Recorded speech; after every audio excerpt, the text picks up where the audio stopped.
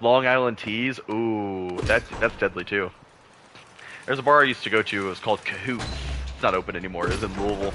It's called Cahoots, but you can look it up because there's some news stories about it, and the reason is because they got shut down after a police raid. They got raided and they found a like, I think she was 18 or 19-year-old girl in there. She was like performing. She was a performer that night on stage. She wasn't. I don't think she was drinking, to my knowledge, but I don't think that they had the correct license for an under 21 person to be performing in their bar.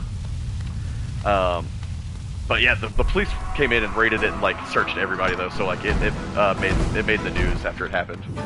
They had $3 LITs on Wednesday, and me and my friends would go and spend like $12 a piece and leave just blackout drunk. And then they made them $4 eventually, and we were like, okay, that's fine. We were like, yeah, that's fine. That's absolutely fine. Cahoots was a heroin cesspool, then a bar, and then a shithole. It was all of those things at once.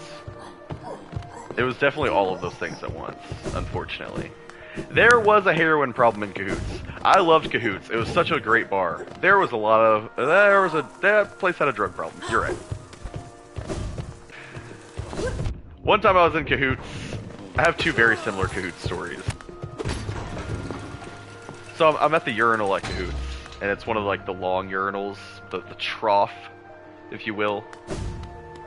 I'm sitting there, you know, I'm doing my thing, going to the bathroom, just, you know, I'm pretty drunk. This guy comes up to me, standing next to me, he's like, hey man, you smoke weed? I'm like, yeah man, yeah, for sure.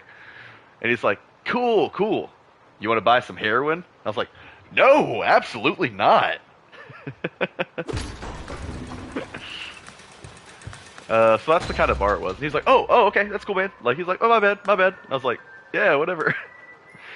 Second story. I was in the bathroom at Cahoots. I was at the urinal. I was just standing there, you know, just feeling myself. This guy walks up to me. He goes, hey, man, you smoke weed? I'm like, oh, yeah, man, totally. He goes, do you want to buy a gun? I was like, absolutely not. He's like, oh, my bad. Sorry. I was like, it's cool. Two different guys. Two completely different people. On two different nights. So that was the kind of bar it was. I liked it though. I liked it there. I had friends that wouldn't go with me. They'd be like, no, that place is rough. And I was like, if you just mind your own business, like, if you just mind your own business, they won't bother you. And they got $3 LITs on Wednesdays. Nobody ever, like, I never got into a fight there, never got into an argument. I never had any trouble with anybody. The worst thing that happened was people were trying to sell things to me I didn't want. Heroin or a gun, buy one. One-stop shop, baby. It's actually a pretty good deal. Buying drugs and guns at a urinal, an American classic. Yeah, you can't just do that anywhere in the world, can you?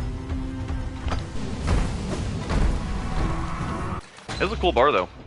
I used to have I had a T-shirt there from there and everything. The owner was a woman named Marcia. She's a older woman with like curly white hair.